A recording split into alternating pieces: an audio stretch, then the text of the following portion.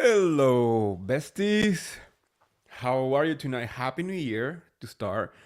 It's a new year, it's new drama, new episodes, and we are going to start um, by recapping three of my favorite shows. We're gonna kick off this year by recapping the latest episode of Potomac, Family Karma, and Southern Hospitality. And when I say that there is drama on each and every single one of these shows, there is drama. And it feels like Bravo knew what they were doing when they went on the holiday break.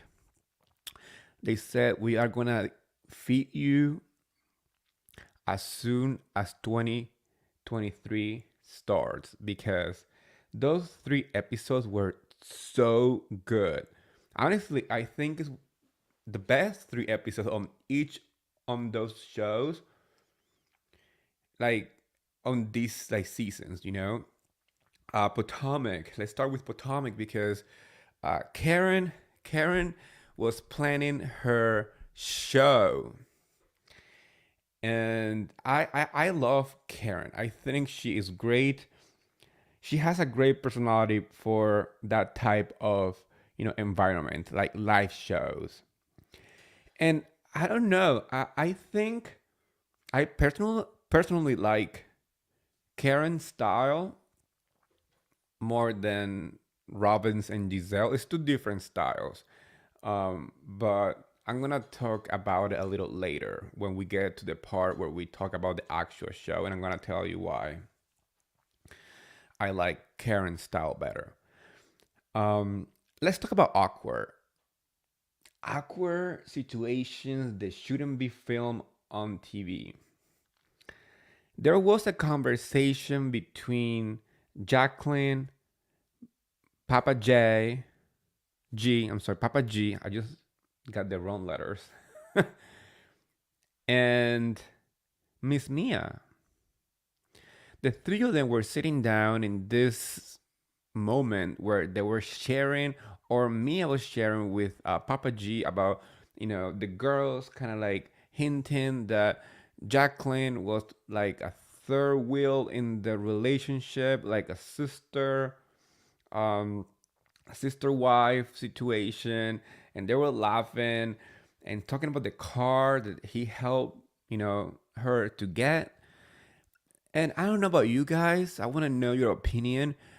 The more I watched that scene, the more I felt like they actually had something going on. Instead of clearing up the rumors, it made it feel more like, yeah, they had something. It's weird. The whole scene was so awkward. Honestly, I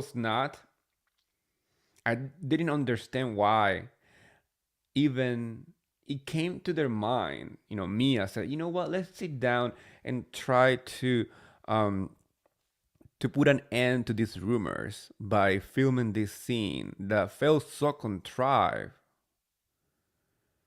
You can tell that Papa G didn't want to be there. He called him Papa G. I hope he's fine. But he didn't want to be there in the first place. It was awkward. Jacqueline right in the middle, and every time that they caught, the camera to them, like the looks, the body language was so odd. It didn't feel comfortable. It didn't feel like they wanted to be there. It felt like it was really forced. Like I said, it was so contrived. It was hard to watch. And the topic of the conversation, as it is weird. Like we already know that Mia and Jacqueline like to take showers together, and that's completely fine. I have no problem with any of that. If you are into that, good for you. You're saving water, saving the planet. Good for you. But the moment that they sit down and they start talking about it, the whole mood of the scene changed, making it feel like instead of killing the rumor, it was fueling the rumor, like putting more fire to it. And I want to know your opinion, besties. I don't know how to feel about this, you know, triangle here. I don't want to call it a throuple because I don't want to get sued. But this triangle, this dynamic, to me is very suspicious, very weird. I don't know if in fact they had something, but the scene left me feeling like they do or they did. We know that in the upcoming episode, Jacqueline and Mia had their fallout, and I kind of want to know exactly what it is. And it cannot just be about the kids. There has to be more to the story, and there has to be more resentment or lack of trust in that friendship to completely destroy a friendship over a conversation. And we know that they stopped talking completely, like they become enemies. How they went from showering together and having uh you know build a pussy, build a pose experiments, um like Karen said, that was actually genius. The way that she said, like, they got a little flashlight and trying to look and playing like uh Jacques Cousteau. But honestly, besties, how do you feel about this situation? Do you think that they have something more than a friendship? I mean, I'm talking about Mia, Jacqueline, and G, and that play out on the fallout too as well. Please let me know because I want to know your opinion. That's what I want to know, and you know where to go. You can go to my Instagram. You can go to my Twitter. You can actually comment here on YouTube or on my podcast. Yes, and it's As Martinez with Eddie in all my platforms. Now, talking about more talking about more of those really awkward conversations. This time is Miss Ashley with a bunch of friends, and we have her friend Deborah, right? This lady who happens to be famously known as a Sesame Street character by Candace's words, not mine, so don't come for me. I I'm kind of pissed off with the whole thing. I'm getting I'm getting this vibe of trying to paint Chris and now even Eddie as molesters or predators. And I'm not liking it at all because from the beginning, I keep saying that it feels very planned. It feels very, um, they're playing chess with somebody's reputation. And now they bring in also Eddie just because Eddie was happy Eddie, smiling and being as a nice person. And I question people who think just because somebody's being nice to you, it means that they're trying to do something sexual or flirting with you or, you know, try or they're like sexually or romantically interested. No, some people are just nice. Some people are just raised right. And that's the case of Eddie. That's how I feel based on what the production show us. And that's the best part about this whole thing. Ashley kept saying that her friends are not liars as the editors show flashbacks debunking the lies that Deborah was saying. She just kept moppity, blah, blah, blah, blah, blah, lies, just spewing lies and just acting like a fool on that table, doing the most. That's another thing. I I know that being on the Housewife, show, being part of the franchise, it's goals for some people. And some people will do anything to be on the show. I get it. I want to be in a reality show. That sounds like fun.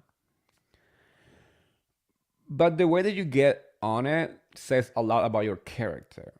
And Deborah seems to have this idea that siding with Ashley and trying to start this, rumors about Chris and adding more, you know, lies to what is being said already and putting more issues that could damage Chris's reputation. It's not right. It's not right. I don't like that. I don't like her.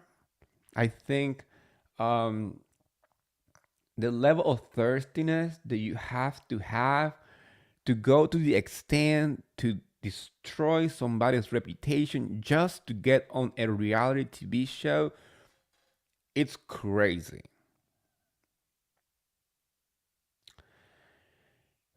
The editors were showing all the clips and we saw it, and people can say, I know some people can, say, yeah, but editors can show you whatever you want to see.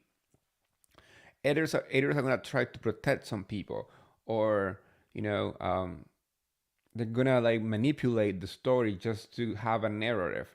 But but we are talking about people's lives outside the show. That's what I want people to keep in mind, because I'm the kind of person who always believes the victim first before anything. So, putting those words out into the universe is dangerous. Imagine if production didn't have those receipts showing Chris not paying attention to Deborah, or like just being casual, not like interested. He was having a casual conversation with somebody who approached him first, because that's the other part. He was just by the bar, minding his own damn business, playing on his phone or whatever he was doing, and this woman is the one who approached him. So he was not fishing for anything. He wasn't hunting. He was doing nothing. He was just minding his own business. And now this woman created the storyline. What I'm really curious to know, if maybe Deborah is interested in Chris and Chris did not give him the time. So for her to get his attention, he created this whole thing. That's a possibility. I I'm just very disappointed in the way that these women are handling this matter, because it started with Giselle. And I'm not trying to say that she didn't feel in some way when that conversation between her and Chris happened during the reunion or after the reunion. But the way that she said it the first time was questioning his reputation. Then she backpedaled. She said that she was only feeling that way, not that he actually was doing something wrong.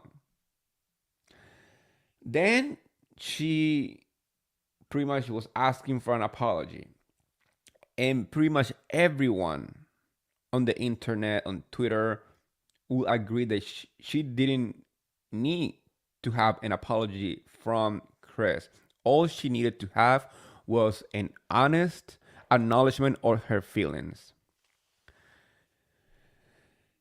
I just want to give a shout out to Aaron D, who has joined me right now in the comment section. Thank you for joining, Aaron. Thank you so much. But yes, what I'm trying to say is I do not appreciate the way that these people are pushing the storyline that Chris was trying to do something that he was nothing but innocent. He was not doing uh, the hunting. He was not pursuing anything with Deborah. It was clear, clear. And to add to that, we have Eddie being also added to the equation just because the guy was being a happy person. That is insanity to me. Insanity. Like how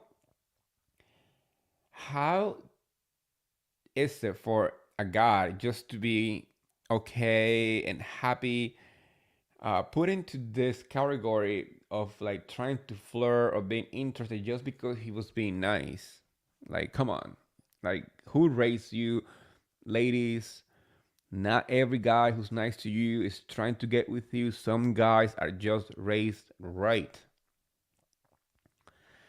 And yes, I'm actually very happy that production is not holding back. Production is making sure that people know that they keep receipts. And if you're going to put out a story, if you're gonna put out some kind of like accusation towards somebody, you better have the receipts, because production is not playing this season. I'm happy because it's been too long that sometimes we know the production tries to change the story for some people. Look what's happening on Salt Lake City. That's the perfect example of holding receipts for absolutely no reason. But Potomac is not playing. I think Potomac production should be producing pretty much every single franchise because they are keeping those ladies unchecked every single episode. So yeah, just because somebody smiles to you is not flirting. Just because somebody is happy doesn't mean that they are trying to get with you. And also, you cannot say that somebody was, interested on you when you made the first, you took the first step.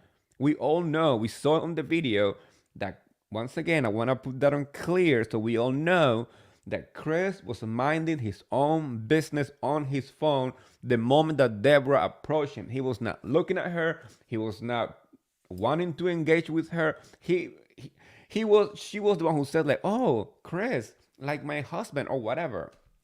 And he said like, "Yeah, it's a common name." He literally was like trying to cut the conversation short. So there was no interest. There was not like uh flirtatious conversation. He was cutting the conversation right there. So please, let's hope that Candace is keeping receipts, because Candace has all the ammunition to destroy every single one of them at the reunion for trying to slander her husband's name. She has all the receipts. Production has given her pretty much every single like clip for her to use, so she should be ready. I'm actually kind of excited for this reunion because I believe, or at least how I feel, that this is the first time the a storyline is being debunked right there by production, and it's going to be talked about at the reunion. I like that. You know, let's go to the part that I've been wanting to talk about, which is Karen's show. I love mess. I'm a messy person. Mess keeps me happy. And Karen is the master of being messy. She's messy in a good way. Her confessionals are just pure, messy fun. And that's what she brings to her show. I mean, some of the people on the show, right? I'm talking about Giselle and Robin, were making fun of her style. They were making fun of the fact that she had guests joining her on the show, and also having like drag queens and not understanding what was happening. And I'm like, am I the only one who actually understand what's happening, or what is it? Like, honestly, I don't get it, because it was clear. It was a show that Karen was moderating. It was her version of a live show, right? And for some reason, they kept tracking how long Karen spoke, or had like any input on the conversation. And I'm here thinking, when you have a guest on your show, right? When you have a friend coming on the show, when you have a guest coming on the show is not about you. It's about the person you invite on the show to share opinions. You tend to have questions. You tend to have you tend to lead the conversation to the point that you want to be. And that's what Karen was doing. Like, I don't know if you guys watched my um Bravo recap of 2022, the best, the worst, and the what the fuck moments. I have five people comment on my show. Five really good friends of mine. Uh, yeah, I'm trying to think. One, two, actually four, five with myself, but I have four people coming on my show. Four friends, four colleagues on the Bravo content creation world. I love all of them. They all have different styles and they all have great takes on Bravo. And, we had that conversation about, 2022 and what was the best, what was the worst, and who was the hottest guy and all the stuff. I did not talk about myself, and it's my show, but I had guests. So it was the moment for all of us, to share opinions. So that's what Karen is doing. She is hosting a show where she's inviting people to join her to celebrate whatever she's celebrating. Her show, her life, whatever. You know, uh, Karen Huger's, show, period. So when they kept making fun of her, I'm like, why? If anything, if you ask me, I prefer Karen's show than Robin and Giselle's the previous weekend, the previous episode. I'm just being honest. I liked the way that Karen set up her show, having like drag queens coming on the show, having fun conversations, and she even changed outfits. She was giving the whole Beyonce treatment to her show with outfit change and everything. So I like that. The what I was not understanding what was Robin and Giselle doing in the last episode, all this like dancing around and like what's not. I mean, each person has a different style, and I respect that. And if you ask me, I prefer Karen's, and I know exactly what she was doing. I understand that, so I do not get why some people were saying, "I don't know what she's doing. I don't know what she's doing." And that was Robin and Giselle the whole entire time. I don't know what she's doing. I'm like, you're just jealous. You are just jealous. A mess. I love mess. And let me not forget the moment I scream so loud that I think I woke up my neighbors, and I don't have next door neighbors. My house is like a, several feet away from the next house. But the moment that Karen in that confessional said, sit your ass down and go build a puss project and leave my show alone, because Mia got up and tried to like ask her about, telling people her business. I mean, she didn't lie about what she said. She repeated what Mia said. So I don't know why Mia was so upset. Um, but when she said build a post project, I freaking fell to the floor, rolled on the floor, screamed. It honestly the best line of the night. And please, please, the moment that Candace ignored Deborah asking her to have a private conversation And Candice said, "No, ma'am. No, ma'am." She was like, "I have no time for you. You getting no camera time from me. I'm done with you." I freaking love it. I love it. And the way she said that she doesn't believe in Sesame Street characters, they're just make believe characters. She's not gonna waste her time. Candy just truly live up to her tagline, you guys. She truly, truly reads people for filth. Her reads are for filth, and she is getting to that point where every single episode she had something clever to say. It's starting to give Nini back in the days. It's getting to that level, and that is a very high up level in the housewife world, you know. But I'm loving it. I'm loving Candace. Her her like reads are spot on. Love it. The next episode, yo, yeah.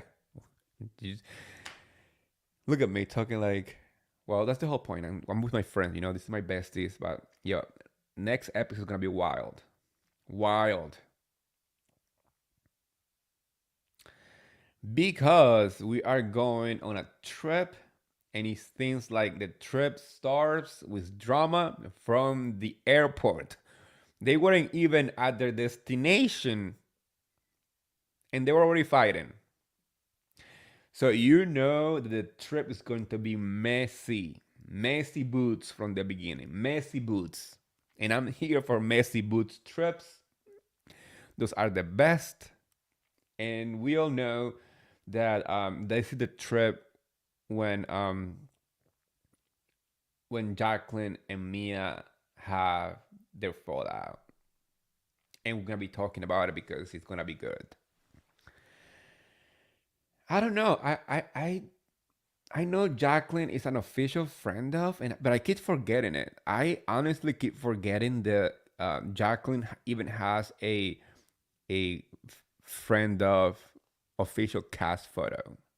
That's how, like, I would say irrelevant I feel like she is.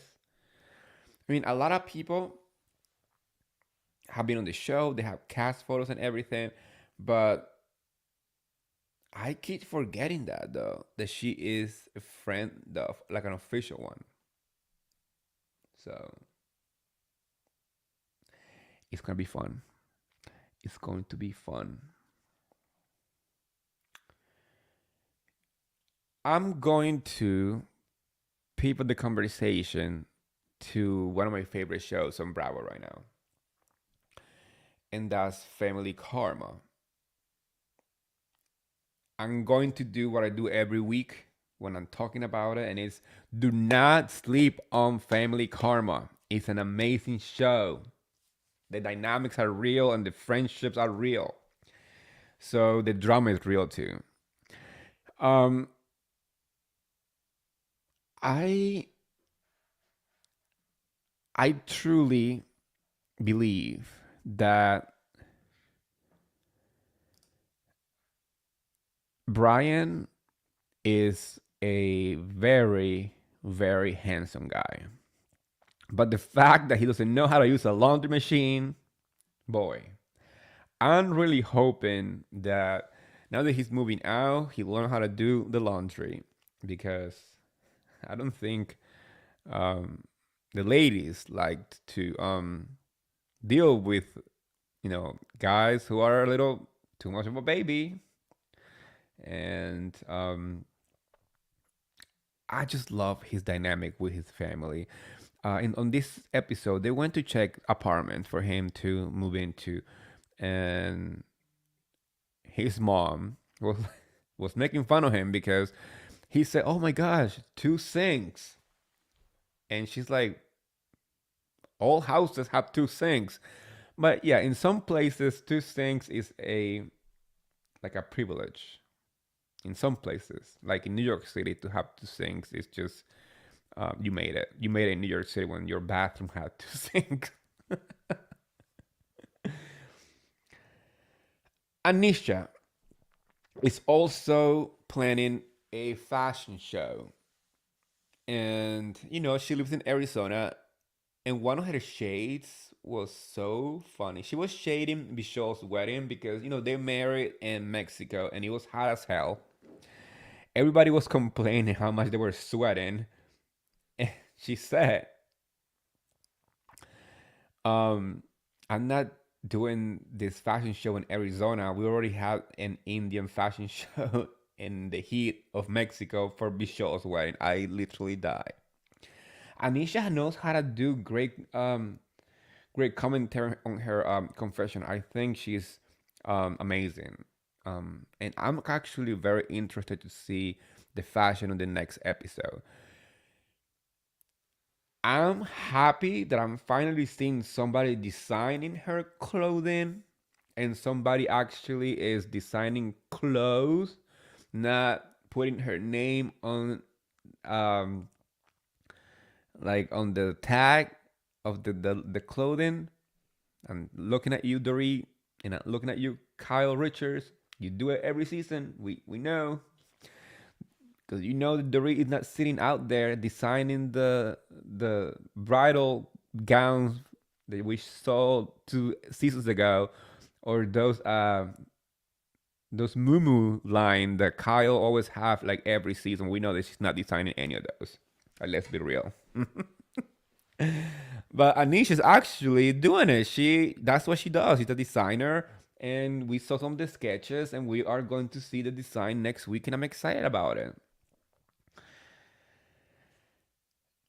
We also I want to walk you guys through the episode because there is a lot of drama with the aunties, and I'm gonna focus on that part towards the end of my recap of Family Karma because it's very important to talk about that part, especially because on Twitter, while the situation was happening, um, you know, Vishal and Enred and Bali were very very vocal of how they felt. So let's talk about the little details of this show on this episode. Risha and Vishal bought a house together.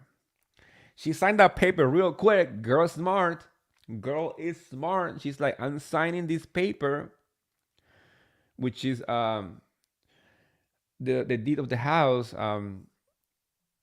But she has no financial liability because she's not signing the mortgage. The mortgage is on Vishal, so he has to pay for the house. But if anything happened, the house is both of them, so they have to split it. Smart girl. Actually, pay attention. That's how you do it. Ah, but honestly, you guys, I'm still waiting for her to sign the marriage license. That's the one that I want to see signing. They do have a great chemistry.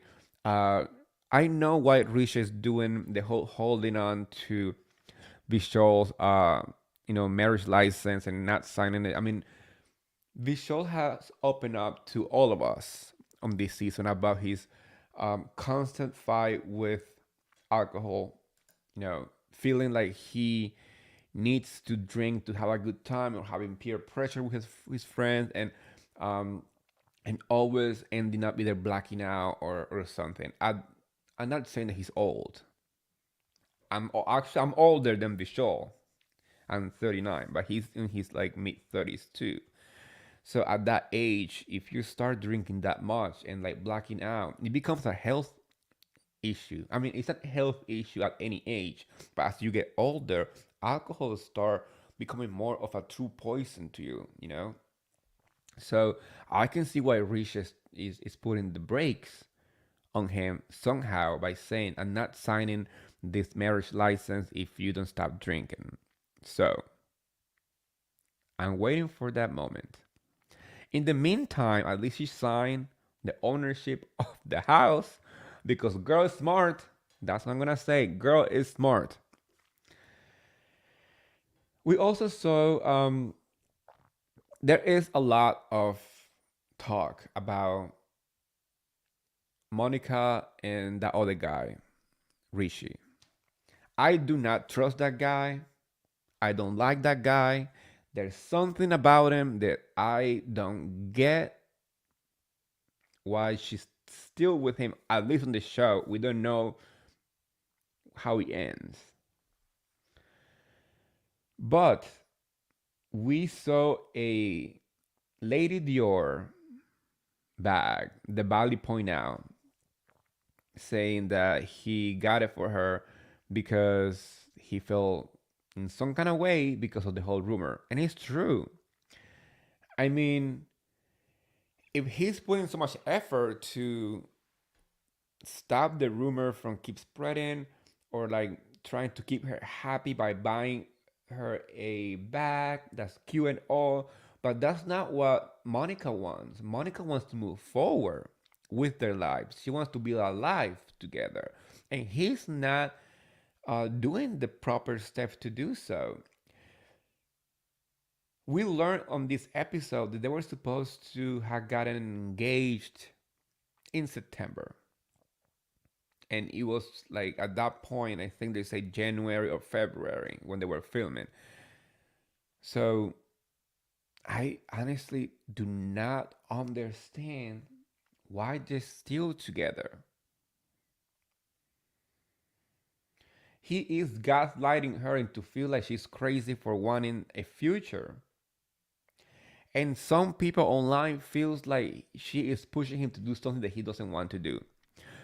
But she is being clear. I mean, she's been clear. That's the whole point of this situation. The situation is that she's being clear on what she wants, and he keeps playing like dancing around, like he's like, you know, trying to keep her around for the sake of it, not because he really wants to build a life with her. And if you're not ready, maybe you should be man enough to be like, you know what, this is not what I want right now. I'm not ready right now. Maybe we should go separate ways and see what happens later on. Because he's holding her back. That's how I personally feel. I truly believe that when two people are in two different places in a relationship and there is no way for them to meet halfway, it's better to let go. There has to be a point in a relationship where both parties are committed to fulfill the other person's needs. In what way? In the way that you both are working together towards something, either marriage or adventures or whatever. Whatever it is that you're pursuing as a couple, at least you know you're going places. But this relationship seems so disjointed,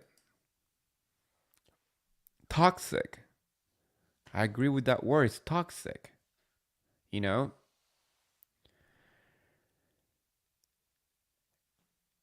I still believe that Rishi is not in for the long run.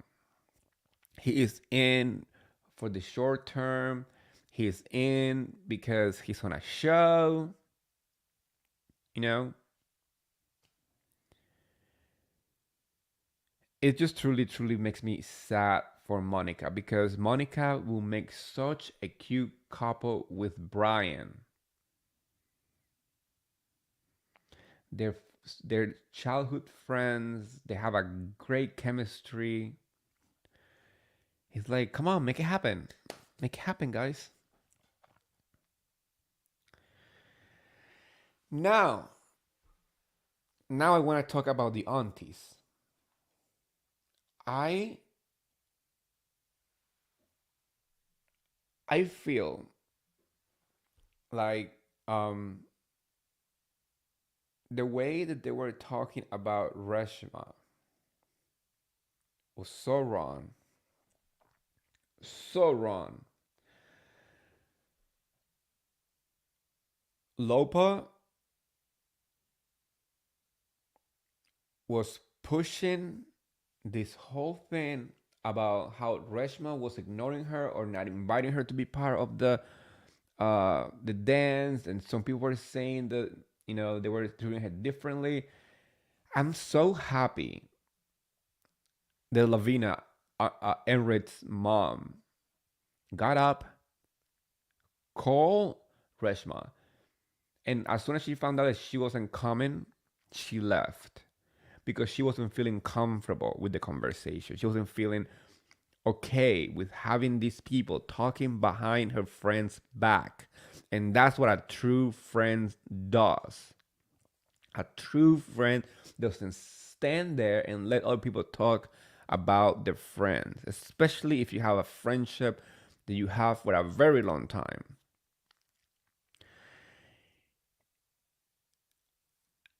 Lavina is the true meaning of a true friend. And you can tell that all that moral, you know, compass has been passed to Enred, which I love him. I love Enred. He's also very good looking. He's a handsome guy. He's funny. The relationship he has with Nicholas is just beautiful. You can tell that they love each other. And I'm so looking forward to that wedding, you guys. That mid-season trailer was so good. That mid-season trailer was giving me rich, rich gay wedding. But not rich just on the wealthy part. Rich in like culture, rich in happiness, rich in um, fashion. It just I'm just looking forward to it. Family Karma has given us one of the best weddings this season with Vishals and Risha. But now I'm waiting for Nicholas and Enred. Honestly, I do believe the family karma this season is gonna give us two of the best weddings ever on Bravo TV. And I don't want people to sleep on it. I want people to watch this show. I have mentioned so many dramas in just in one episode, you guys. In one episode, we saw the aunties fighting. Uh we saw Anisha and Monica having a heavy conversation about their friendship. They've been having a lot of issues. They don't have a friendship right now, at least on the show. And they sat down, and it was heavy because they know each other for a long time, and they've been having all these issues that come all the way from the previous season. We also had that conversation between you know Bali and and Amrit and all everybody who was at her garage sale, talking about how she was feeling, selling her stuff, and trying to move forward with her life. And all these little moments in this show makes such an impact because I mean, not that many Bravo TV shows have such deep storylines. And I'm not talking about deep in the dark places like Beverly Hills sometimes. I'm talking about deep in the real human sense. Weddings, alcohol, gay weddings, gay relationship, uh, being gay and not being able to talk to your parents about it, or like still trying to figure out how to handle it. Like Nicholas was saying in the last episode, we have, you know, not being able to sign your marriage license because your wife is trying to, save you from having alcohol issues. I mean, all this stuff, and the way that they deliver these storylines is what make this show so good.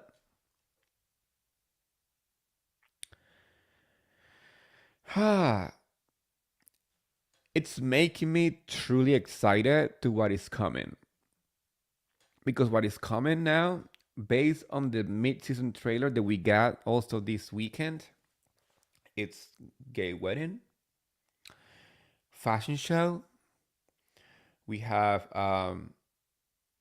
the. It seems like Richie is going to propose to Monica. I don't know if it's gonna happen or not. Is she gonna say yes or not? What's happening? Who knows? But it's on the mid-season trailer, and you know that we're gonna be talking about it. Now,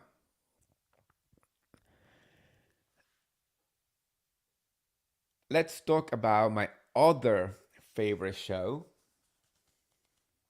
on Bravo TV right now, and it's Southern Hospitality. And I'm saying hospitality as tea because the tea is hot. This episode was hot. The gang was having a time of their lives after their NASCAR event. They had, they rented a home. They were having a party, and that's where we left the last time. Now is the next day. They're waking up, and it seems like there is an issue between Mia and Grace because some guy named Andrew. This episode, you guys, is all about the ass. Ass on a boat. Ass being showered with beer. Ass shaking and an asshole named Andrew. This guy was invited to a party by Grace as like her plus one, and decided to end up, like hooking up with a friend of Mia. And listen, I see both sides. I know exactly what Mia and I know exactly what Grace were trying to say. Obviously, they were shouting and screaming, and I want to give a special shout out to Will because he is a first time reality TV person, and he grabbed his phone and recorded the fight between Grace and Mia on that bus.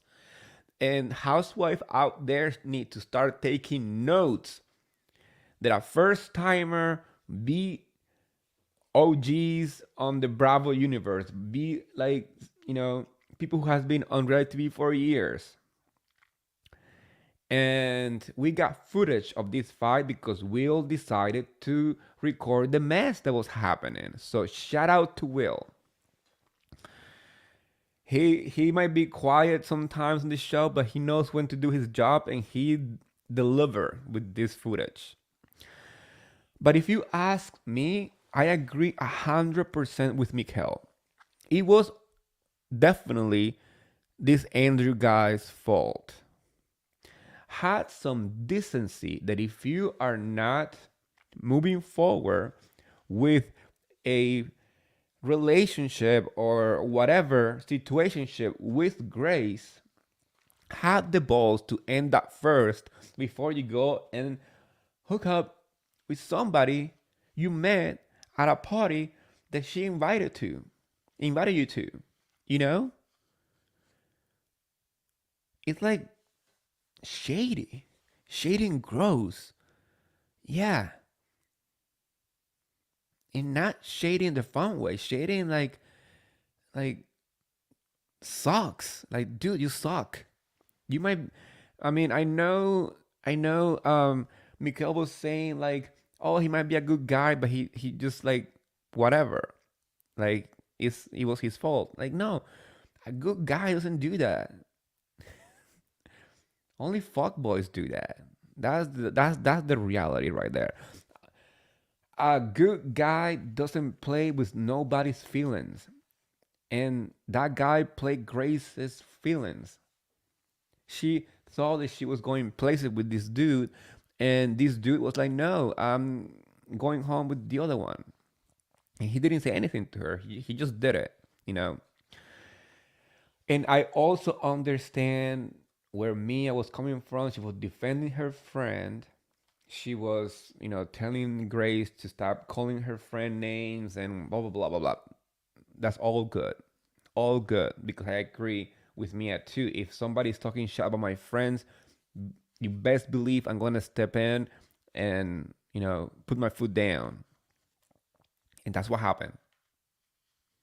So I know where they were coming from, but the real villain on this moment was this Andrew guy, and it sucks that this situation kind of ruined the great ending of the previous night that they were having, because they ended the last episode, not the one that we're talking about right now, but the previous one, with a great conversation by a fire pit where Grace opened up about her image issue growing up and not feeling confident, and how it took her for so long to finally get to the point where she feels like herself and she feels powerful.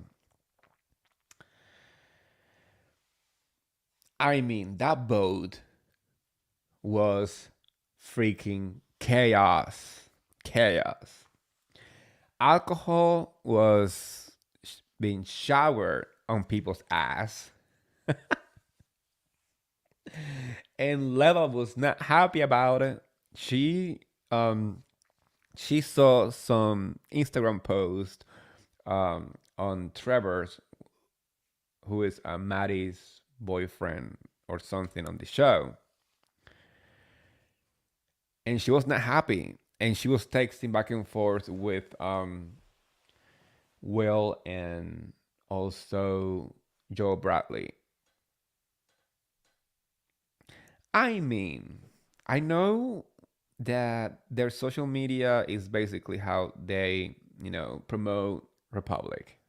But the kids were out having a good time shaking their ass. I mean, like, let them shake it. If they haven't flunked it or shower in beer, I mean, I mean, I'm just guesstimating their age right now, and that's, I don't know, but they seem to be mid 20s and up. Mid 20s. I was showering myself in beer. I was reckless. So I enjoy this mess. I enjoy this chaos, because I see myself doing that. I might not do it now that I'm in my late 30s, or I might. Who knows? I don't reveal my secrets. But it was freaking awesome. I truly love the chemistry that they have, because you know at that age, you have friends, you have coworkers, you're having a good time. You're gonna say some shady comment. The shady comment is gonna turn into a fight. Then you're gonna take some shots, and then the shots are gonna get to your brain, and more shady stuff are gonna come out of your mouth, and that will happen in a circle of friends. And in a circle of friends, you're gonna say shady stuff, but at the same time, you are going to care for that other person regardless. It's your friend. And that's the chemistry that they have on this show. I want to talk about referring to the circle of friends and caring for your other friend. There was a scene on last night's episode, and I want to talk about it from both perspectives, because it's very important to keep this in mind. And I'm talking about the moment that Emmy was trying to figure it out if the guy that Mikhail invited over for the party was straight or gay. We know, I mean, if you watch the show, you know that Emmy was not trying to be, you know, she wasn't trying to be like nosy for the sake of it. She wasn't trying to make the guy uncomfortable, or trying to figure out if he was gay or straight just for the sake of it. She was trying to help Mikhail, her friend, because Mikhail is gay, and he invited this guy thinking, hey, maybe the guy is gay or not. I don't know. Let me figure it out. So Emmy was drunk, and she was pretty like direct with her questioning, and like insinuating to the guy to tell her what was his sexuality. And TJ noticed it, and he said something very important, and this is the part where I side with TJ a lot, pretty much on everything that he said.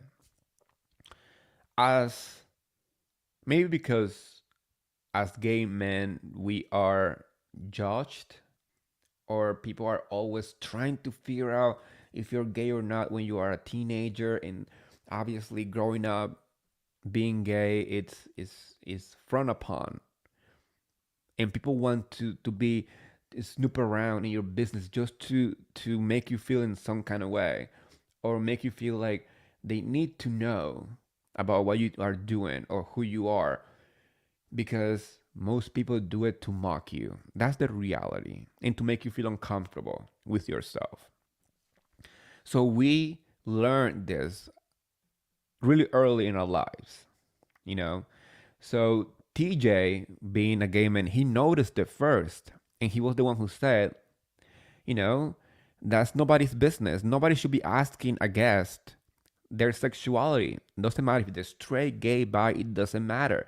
Nobody should be making those questions unless the person wants to talk about it. Let Mikhail figure out on his own.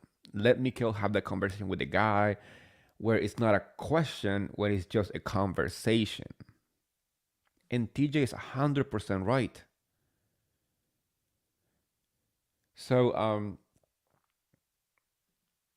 I know on Twitter and some spaces, people are saying that Amy was wrong and all the stuff, and she needs to learn and blah blah blah.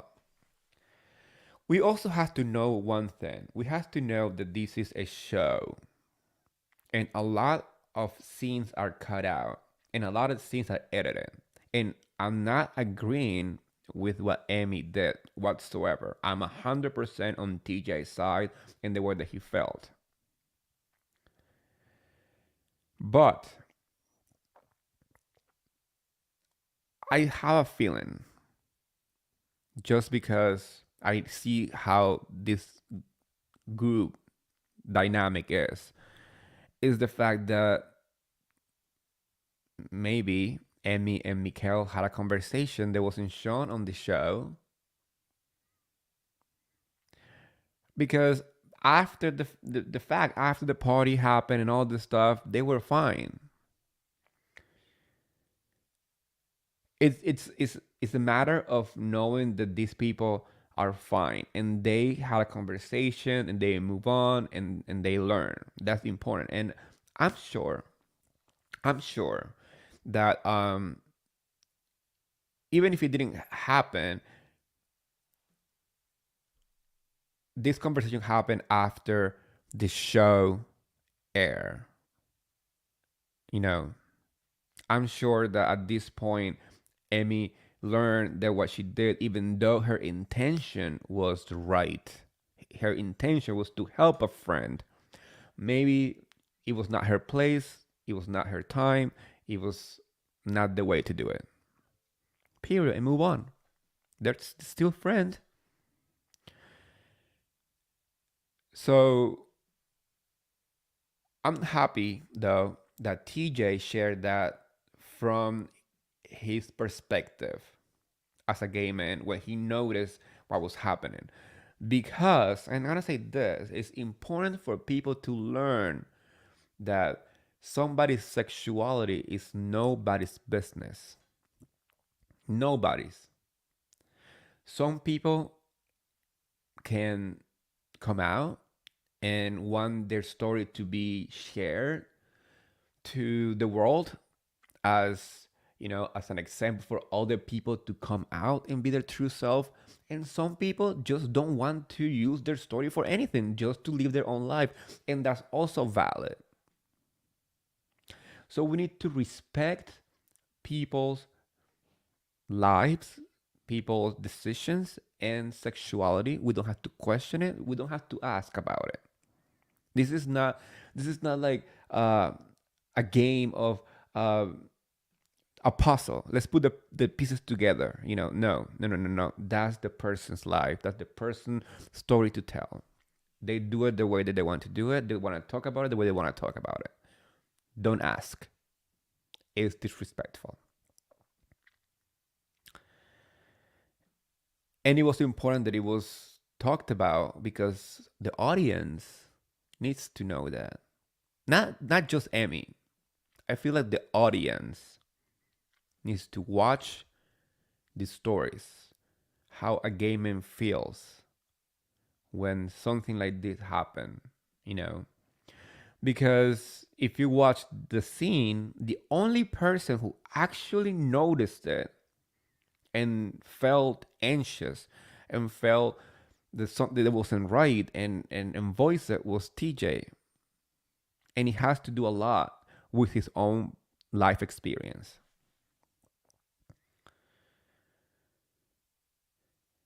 The episode, though, ends when Leva invites the whole entire staff to a meeting because she got text messages and videos and she was not happy with their behavior, rightfully so, because she said that their social media is, a window to Republic. I'm here for the ass shaking. I'm here for all the ass on the boat. Because, like I said before, if you have it, flaunt it, shake it, do your thing. But remember that your actions have consequences, and if you have a job that depends on your social media interaction, maybe the ass shaking should be not so on your face. Or don't let people leak those videos for you on their platforms because we saw the most of the videos happen on Trevor's Instagram, who doesn't work for Republic but used to work for Republic. So a lot of people who go there still follow him. So I can see why Leva was upset. And she said she was gonna fire people. Who's getting the cut, you guys? Who is? We didn't get a preview. We only got like a commercial where they introduce a new girl, and it seems like she's coming with a lot of drama too. If you're not watching this show, you guys, if you're not watching Southern Hospitality, you are missing out on one of the best new shows on Bravo, one of the best new cast overall, because every single one of them put the work, every single one of them have a story, every single one of them has something interesting going on. So if you want to watch something that is still has some drama, but it's not Housewives and it's not a criminal going to jail in 3 days, by the way. Because let me tell you, Jen Shah is getting her time on Friday, and I'll be live tweeting, and I'm gonna have a podcast with all the details that day on Friday. So it's gonna be a busy day for the Bravo content creators world. Trust me, we are already ready with our pen and pieces of paper to bring you all the tea. But yeah, Bravo shows shouldn't just be about housewives, shouldn't just be about, criminals or, you know, legal issues. That's not just real drama. That sucks. It's exhausting. I'm exhausted. So having shows like Family Karma, like Southern Hospitality, where the drama feels more organic because these people truly know each other. The people from Southern Hospitality actually work at Republic. There are people who work at this place. They're not paid actors, they're not models or anything like that just for the show. These people are friends for a long time. These people work at Leva's restaurants and her Republic Club. So it feels like it makes sense. Their dramas are drama that any of us have with our friends. It's just amplified on TV and it feels good. And like once again, I said it. It was all about the ass. This episode was the episode of the ass and the drama.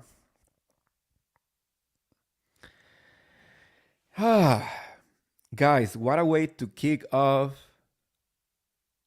2023 with 3 new episodes to talk about. We had Salt Lake City on Wednesday, and we have a new episode of Miami on Thursday. On Thursday, I'll be releasing the recap from last week Miami episode, this week's Miami episode, and this week's Salt Lake City. And on Friday, I'm gonna come on with all the tea about the Jane Shot trial because that's what we all gonna be talking about. So I'm gonna gather all the information throughout the day. I'm gonna bring it to you in one place. Besties, it's 2023, the first episode of the year, and I want to wish you an amazing, amazing 2023. And you know where to find me. If you like this episode, please subscribe to my YouTube channel. Subscribe to my podcast. You can find it on any platform that you listen your podcast. Erin D, thank you for joining me today. I've been reading all your comments and I am with you. And please give Southern Hospitality and Family Karma a try because give it a go. They're good. Easy watch too. You can find it on Peacock. You can just binge it. It's fun. Like if you like this episode, guys, subscribe to my YouTube channel. Subscribe to my podcast. Also, you can find me on Twitter. And you can also find me on Instagram and TikTok as Martinis with Eddie. That's MarteAnis, Martinis with Eddie. Also, I have my own website, martiniswitheddie.com. Okay, guys, you know what I always say every single time when we talk, what I always say, you guys. Are you ready? Bye, besties.